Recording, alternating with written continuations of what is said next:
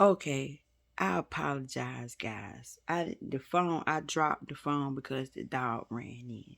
But what I was saying was that my friend Tim sent me a message earlier today, and it rang in my ear tonight. It was saying that if you want to be first, if you want to become first, then you must be last. Like, meaning, what I got from that is I am first because I'm like the head, really. I'm the glue. But I want to be more. And right now, I am going through my transition, my more metamorphism, whatever my DNA got going on with this new heart. It's stuff I don't have no control over. So I've asked God to grant me the serenity over that. But to not have control over what is going on and then you just going with the flow because you really, really don't have no choice. You really don't fight the current. It says the first, if you want to be first, then it's like you're going to have to watch everybody else be ahead of you. You're going to have to watch everybody else prosper. For some reason, you need to be in the position to where you see people at the bottom. When you think you at the bottom, or you could say y'all all at the bottom together. But when you can sit there and watch them come out of the hole and you help them get out of the hole, you praise them up out of the hole, you encourage them out of the hole, and you do it with a good heart. You don't be jealous because they got out the hole and they start doing good and they didn't come back and get you. Like, this is true worthiness. I think this is how you prove your worthiness. Room, give me a sign if I'm hitting on something right.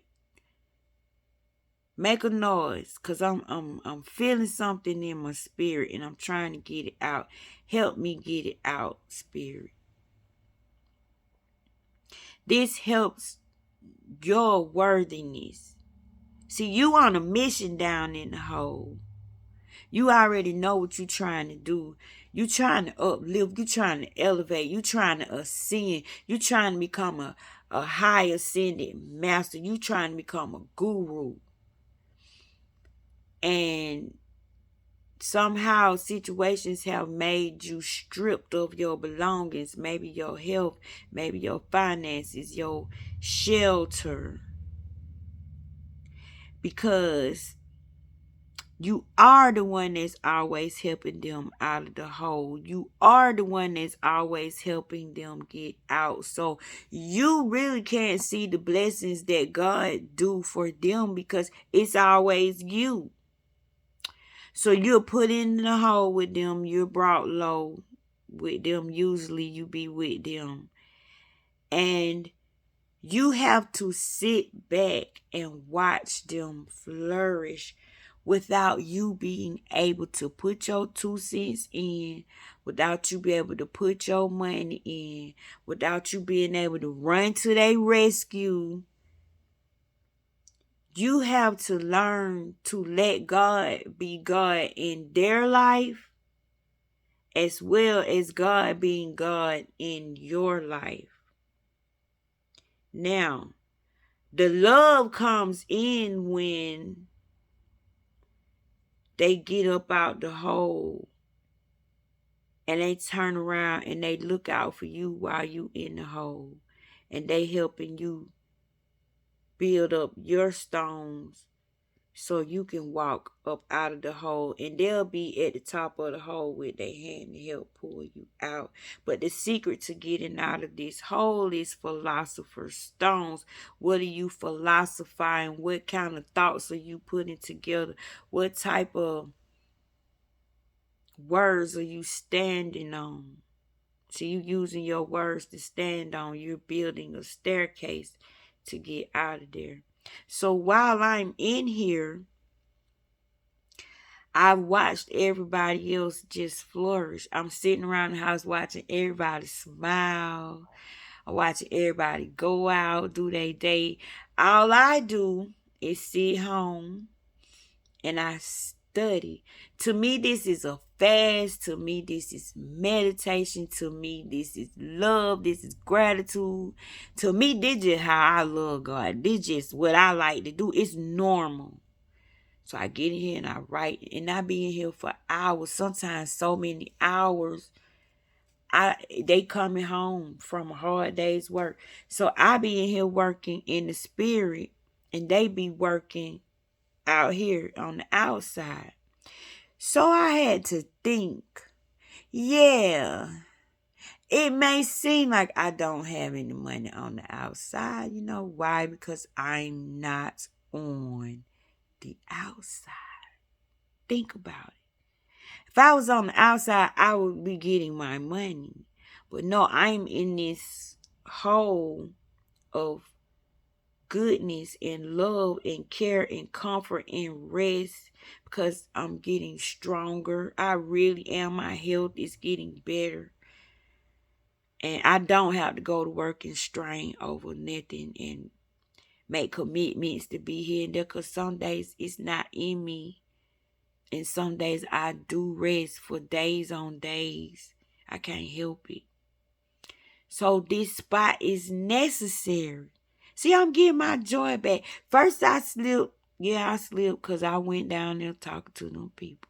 Started listening to them other people upstairs to my girl. You need to go down there and see what's up with that money, because girl, we can't do nothing.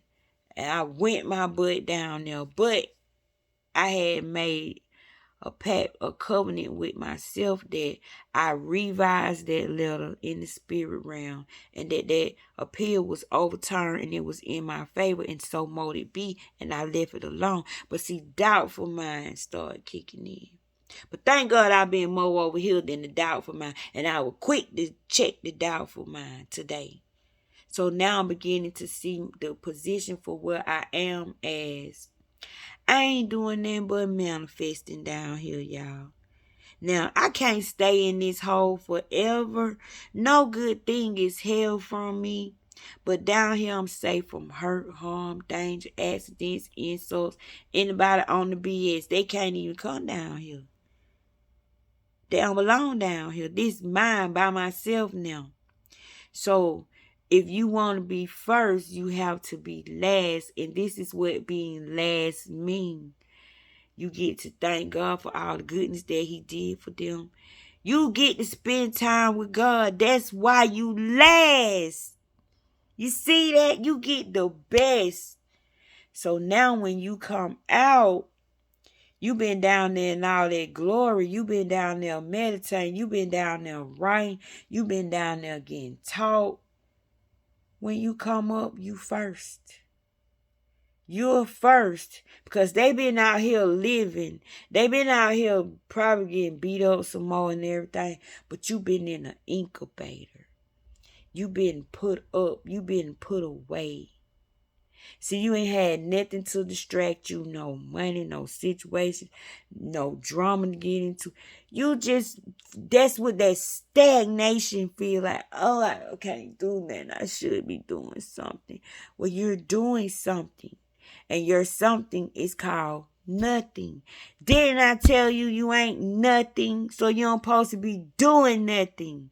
And while you ain't doing nothing, something is being created. See, you ain't doing that but sitting down, chilling. Sip on you some wine while everybody go to work. You know what I'm saying? Get in your word. It's quiet in the house. You studying, you learning, you making videos to lift somebody up. Even though you might be feeling bad, you forget that you feeling bad because you know you doing this for somebody else. Then you find something in that word that encourage you, a situation that you going through, and you know somebody else going through. So you being here self-care. caring, self-encouraging, self-endowing, learning from self, getting to know self, spending time with self. And think about this. When you are a king in the kingdom, right? You be in your chambers. You know what I'm saying? You come out, you speak, but when you want something, do you work? You just know it's money in the kingdom, right? Do you really work? Do a king got a banking account? They own the dang on kingdom. Everything belongs to them, if you think about it. So, the people that love the king will say, "Are you hungry? Would you like something to eat, sir? You've been in here quite a while, sir. Would you like some company, sir? Would you like some paper and pen, sir? Would you like a cup of coffee? How many creams and how many sugars?" Why we can't sit down and accept that people love us? Why we can't sit down and let them love on us? Why we feel like, they gonna throw this in my face. Oh God, I don't wanna be down. You know, that's ego. You know, that's the enemy. You know, that's how you can't tell who loves you and who really doesn't. This how you misjudge people. This how you misjudge situations. When you down bad, that's how you can tell who lifts you up. And they lift you up because they look up to you. And they like, ain't no way you could be down. So the spirit automatically, it provokes them to come make sure that you're okay. So what I've been witnessing is love, love, love. So much love. Mom, you want me to help you clean your room today? Mama, what good you got to talk about today? Throw some of that G stuff on me today. And you know, I should be in here enjoying it, soaking it up. Why the hell I want to be busy? Why I want to be out there in the world and possibly into all type of stuff? Why isn't this satisfactory enough? Why do I feel the urge like I need to be doing something? When God said, even if I tell you to rest, child, you don't want to rest. So do you really understand what resting means, children? Because I'm learning. This girl is learning what resting means. What letting God take the reins. Letting love on me while I heal. And the reason I need to heal is because when your girl do come out this hole, because things have already been prepared for me. Think about it. People in places being called, they don't have conversation. If people talking about me right now, because my ears won't stop itching, that I don't even know they're speaking good about me. It's somebody trying to plan something good for my future. See, we need each other. You need to express God in all the limbs of your body because this is the only way we can see God, and we see God through each other. Do y'all see God through me? Be honest. If you can see God through me, if you can tell that I have the favor of God on me, if you can tell that I speak from the depths of my soul, if you can tell that I really care about you, your mind state, your feelings, your mood, how you take care of yourself, if you can really feel this from me, type, yes, I can feel it. And that is a hug for me. You type, yes, I can feel it. That means you feel me. So that's my hug. And when you send me that, yes, I can feel it. That's your hug to me. And y'all, I need some hugs. I need hugs. I really need hugs. So if you could just send me some hugs through saying, I feel it, and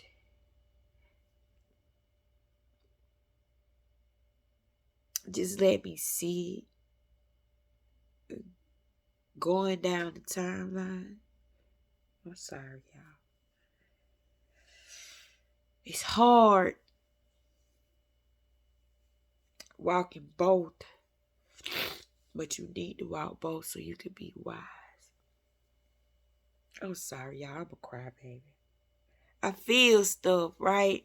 I'm deep because I've been touched. God gave me a flesh heart, a real heart. I was pushed up on a waiting list that was 20 years long. I was the first one. All I heard in my ear was a sweet voice say, "Get up and go to St. Joseph." I had 2 weeks to live. Here I am, I'm 13. I've coded like 5 times. I've been in 6 rejections and I just beat one this January. Twice this year, my heart was at 10%.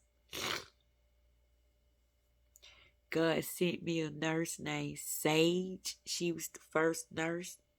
Man, she cleaned out the negativity. See, y'all gotta see it in the spirit realm. It's beautiful.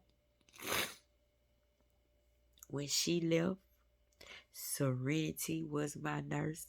She watched over me every night in that ICU. The person that was coming to do my lab tests, my EKGs, his name was Moses.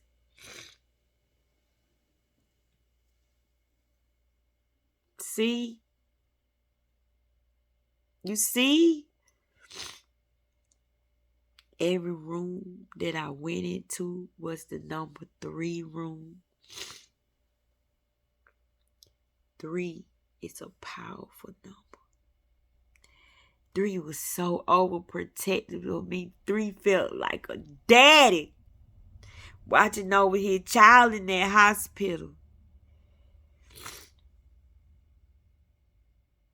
So much glory if you open your eyes. God be right there in your face. Right there in your face, y'all. It's the words that you carry. It's the words that you study. It's the words that you keep. It's the words that you hold dear. Start speaking to them. If you having a problem with your faith, call faith down and say, "Look, faith, I'm kind of wavering. I don't know what to do about it." So this is what she's going to say. Well, we need to call down the angel of repentance. And we're going to cloak you in the angel of repentance because maybe your faith is wavering somewhere because you thinking off a little bit. And your words are being blotted out because maybe you got on the wrong words. Let's change clothes, baby, so you can get into glory and let's talk about this thing. So we're going to go into the spirit of repentance, the angel of repentance, and we're going to talk about it. And guess who's going to go talk for you? The angel of repentance and faith. While you sit at home and you wait on your answer. This is exactly how it works. But the first, if you want to be first, you must be last. And then you will become first. It's a beauty in being last. It's you letting them go. You letting them go. You letting them have it. Then you go. It's like your children are hungry and it's just enough food. You don't eat, you feed them. And you just wait to the next meal. But long as they're eating, long as they're full, long as they're happiness, that's your food. That's your nutrition. That's your spiritual blessing. That's your spiritual breakthrough. You know how many parents try to squeeze themselves in that meal knowing they eat more than them children. You know, some parents eat the food and don't give the children none. I've seen it happen. So y'all, my video had cut off in the middle of what I was talking about. I was talking about how all the words came together and they put us together. And then I was talking about the mind, how God gave the mind to Jesus as a pet, and the mind taught Jesus everything. And they was together for eons and eons and eons and eons and eons. And for those who don't like to call him Jesus, we're going to call him Christ, the Messiah. Now you can't knock Christ the Messiah. So Christ the Messiah went and found a man named Jesus and jumped into him. So either way it go, his name was Jesus. Okay. But think about the crucifixion. Him on the cross. People saying all these ugly things to him, spitting at him, scratching him, beating him. He's bearing a cross. That cross is heavy. That cross is wood. That cross represents all of our burdens, our woes, our transgressions, all our mistakes, mishaps, all the things that we did against God in vain, knowingly and unknowingly. That's what that cross represents. It represented you. While he took the beatings, he carried you on his back. He carried you on his back. You held him up. And you let him be slain on you. Because he died for you. He died for your sins. He died for your transgressions. He died for you. You held the Christ up. He was nailed to you. Meaning he's meshed with you. He's in you. Ain't no leaving you. And ain't no separating from you. When he looked up into the heavens and he said, Father, why hast thou forsaken me? Well, you remember, Jesus is God's reflection. He was looking down on himself. All of that ugly was on himself. Could you imagine God going, oh, oh, oh, oh. They had no idea they was doing that to God. Now, that's God's baby. At any time, God could have said enough and boop, ended it. But I think the Christ had to tell him, no, Lord, this was my creation. No, Lord, that was my mind. No, Lord, if I do this, my mind will remember me, Lord. No, Lord, if I do this, I can bring life back to the mind. There are a lot of them that are worthy to be saved, Lord. They don't know what they do, Lord. They're under possession. They're confused. The evil ones came down and messed with us and taught us awful things. No, Lord, let my blood be enough. Let me being in pain be enough.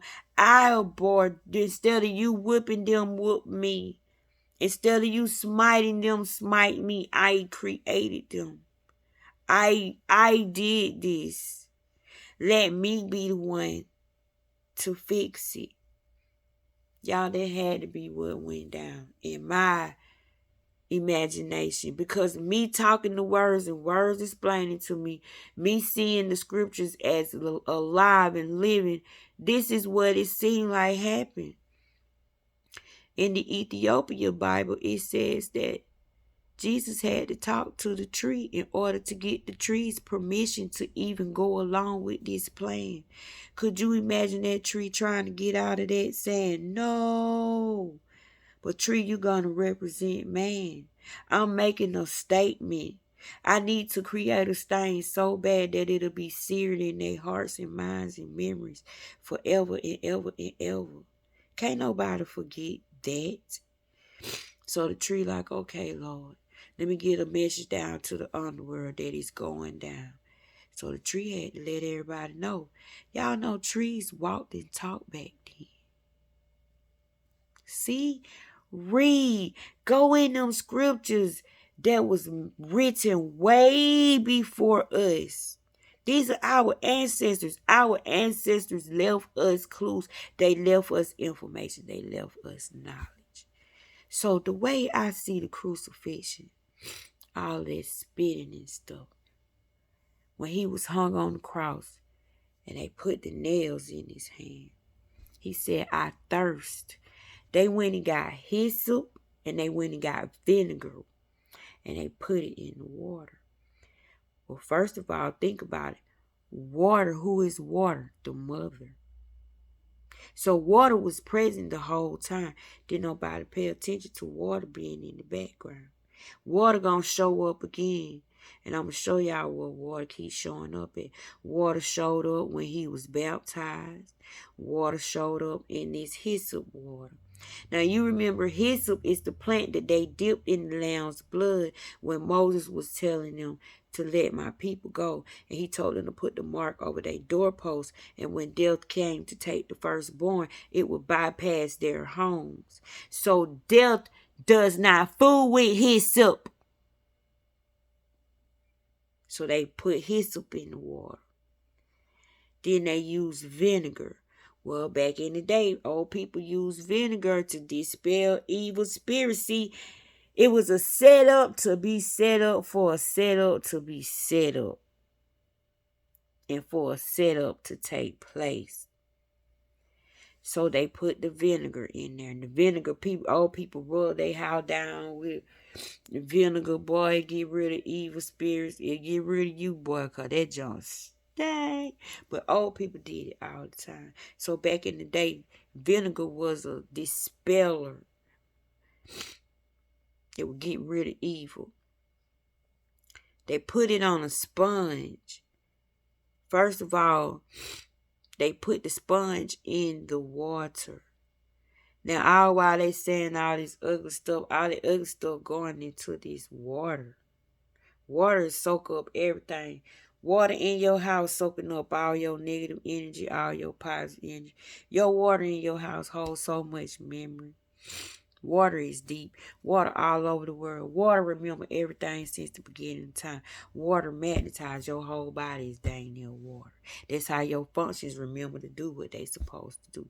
Water make the fire, the electricity come up. So they take this sponge that done got soaked in all this nasty stuff. And they dip it in the water, the hyssop and the vinegar. And then they put it where? On his lips. They squeezed it in his mouth to mix it with his saliva, to mix it with his fountain of youth, to mix it with the water inside him. See, it had to go down in him and get rid of the death, to get rid of the evilness, to get rid of everything he went through as a human, because he lived among us. He had to shake that stuff out before he can go back to the Father. So when he died, remember, they broke the thief. They stabbed. No, they broke the thieves' legs.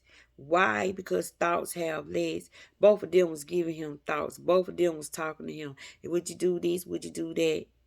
Remember me? Oh, if you the son. One of them was playing with him. One of them was like, I know you the son of God.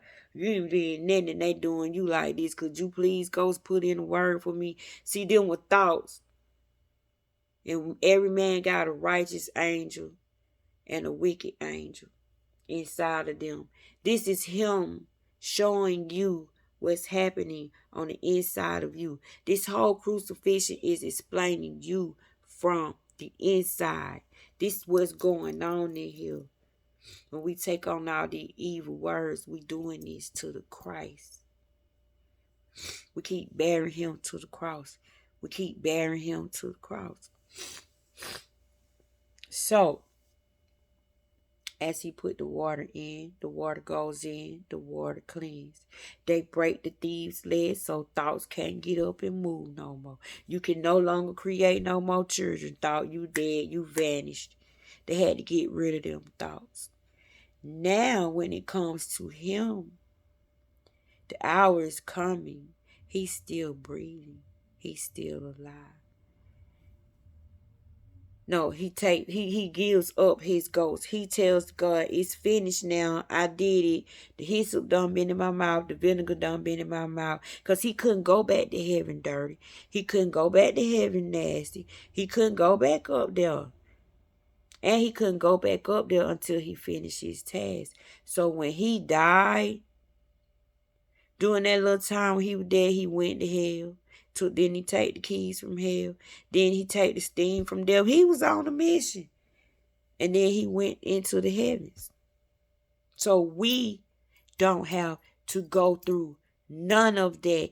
He took it all for us.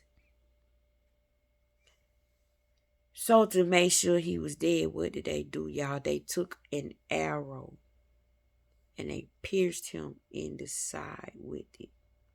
The arrow represents the personal self that was them in their ego, their pride, and they stuck him in the side. But what came out of his side? Blood and what? Water. And did they mix? No. Why? They're two different entities. See how water popped up again? Water was witnessing everything that was going on with her son. Blood was witnessing everything that was going on with his son. All of the heavens was witnessing what was going on with his son. Why do you think, y'all, when he gave up the ghost? What did creation do? What did nature do? If the ground spit Abel up 3 times when he buried him, that means the ground knew better. The ground said, pew, pew, pew, pew, pew. It spewed him out of its mouth. So when he died, well, he gave up the ghost, and gave up the ghost mean I'm leaving this flesh. It's what we're all supposed to do, and just be spirit.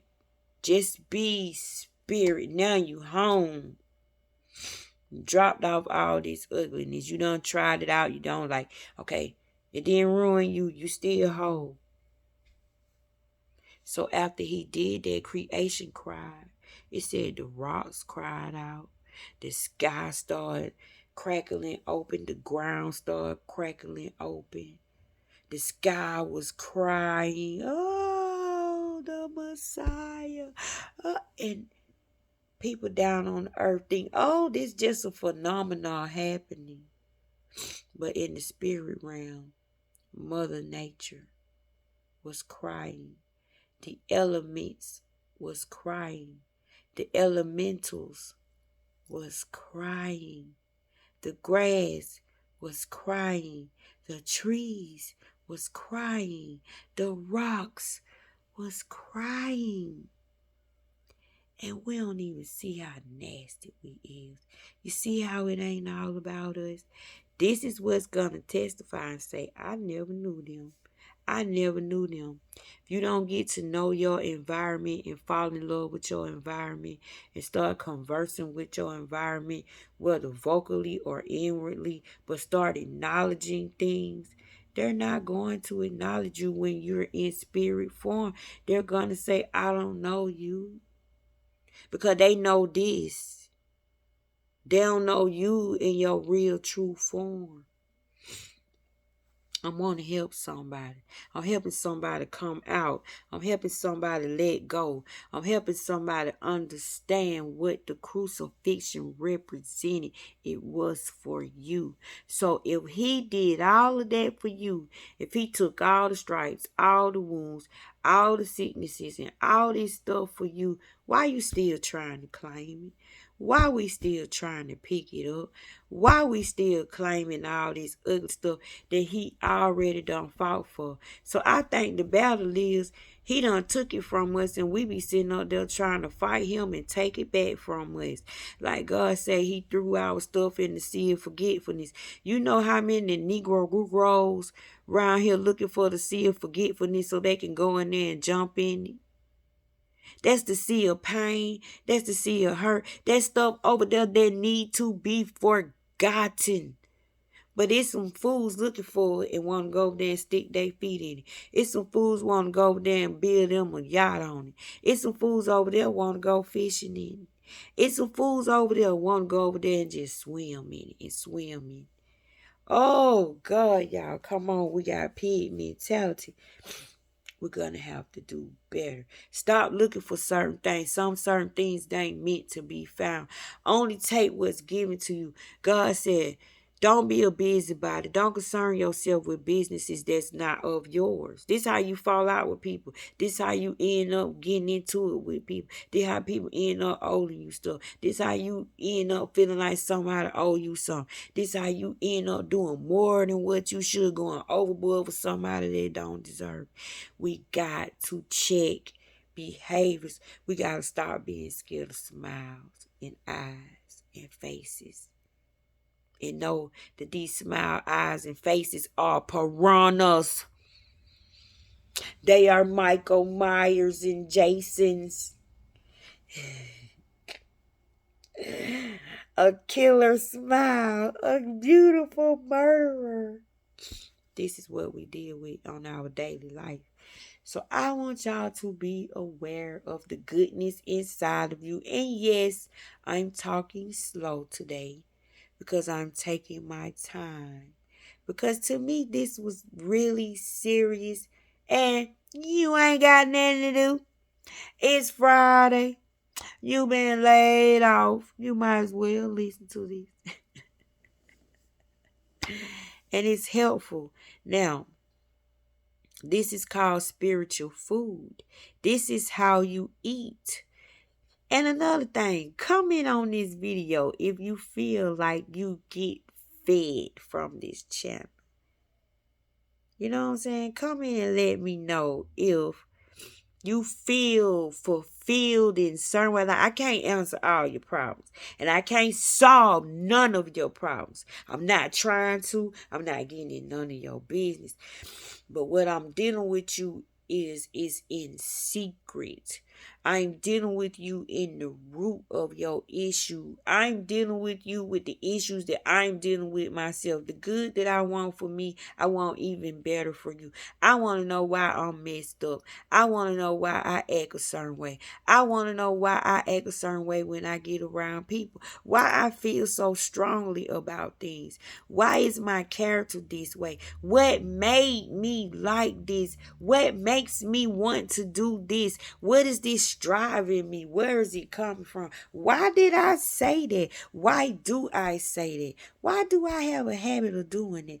These are the questions that I ask myself, mainly when I catch myself losing cool points within myself. And I'm like, oh, I don't think I should have. Was that okay? Like, and a lot of times it happens to me when I turn the other cheek and I let somebody disrespect me, and it's not letting them disrespect you, it's protecting them, by the way. It's protecting y'all. Y'all think we punks? No, we just know what we can do, and it could be very ugly. So we protect y'all. But in y'all mind, we punks. But when you go home and you think about it and you say, why did I let them say that to me? Why I didn't go off? I should have made them feel just like they made me feel in front of everybody. I should have. And then the people upstairs started talking to me. They said, girl, you glad you walked away, because if you'd have said what you about to say, you'd have been reading on the news them people committed suicide the next day. You don't know how to just go off. You don't know how to just be subtle. You cut a person's throat when you coming at them. So it's good that you did it. And I be like, y'all know what? You know me, don't you, people upstairs? Okay. So I did good. They like, yeah, you did good. You growing. You growing. Some things you don't have to go off on. Some things you don't. And then I might have one or two throwed out people upstairs say, shit, I would have did it. I just would have had to get it. Like, see, some people at the meeting, they don't always be in agreement at the meeting up there. So I have to hit the gavel and set order up there, because sometimes it's some G's up there. And boy, they bar none. But then you got those that are calm, and it's like some people that's a fire, and then some people know how to put the fire out. So this is what I have going on up here. I call them the people upstairs. They keep me together, y'all. They help me make these videos. I hear them talking and they be telling me what to say sometimes when I'm talking to y'all. And all of y'all got people upstairs, so try to call me crazy. Try to call me crazy. Come for me and call me crazy. Cause I say I got people upstairs. You do too. You do too. You just don't want to admit it. You do too. And some of y'all got rooms up there with people upstairs. See, I just got a board table. Like, I got a board room with people sitting around the table. It's 12 of them. Some of y'all got so many rooms up there with so many board tables, so many CEOs and presidents. Oh, y'all a mess up there. See, up here is order. We sit down and we talk about things and we work things out. Some things ain't as serious as they seem. And they know that. So we have to maneuver. I told you the key is learning how to maneuver through the matrix. And the matrix is the BS. All the stumbling blocks that come through life. How can you make it through this thing without losing yourself, without, you know what I'm saying, lessening yourself? You got to be able to make it through this thing and grow from it. How can you be bigger from it? How can you be better from it? How can you outgrow the matrix to the point where you could just look down at the matrix and just see what's going on and say, woo, I'm glad I ain't got to go through that no more. Ugh. You can kick that matrix to the side. Be like a little motherboard chip. That's how my mind work, y'all. But I want you to value you. Value you. I'm going to say it again. Value you. It's about self-care. It's time to start using your thoughts on purpose. Articulating your words. Picking your words. Remember, you got spirits in every part of your body, every organ in your body. And your job is to reconcile the lower regions. Y'all know Jesus in the lower regions, right? He don't hang up here with all the people that know everything. He hang down here with the sick people. So you're supposed to be talking to your woes and your memories and your hurt feelings like you are the wonderful counselor. Hi, Hurt. Can I ask what's the problem today? You want to talk about it, Hurt? Oh, neglect. So that's issues coming up with you again? Well, neglect, what will help you feel less neglected? What do you think would make you feel better? Then you come with your solutions, and your solutions is always going to be what God give you. You're going to use your names and the words that God give you and give it back to them, because that's their food, that's their essence.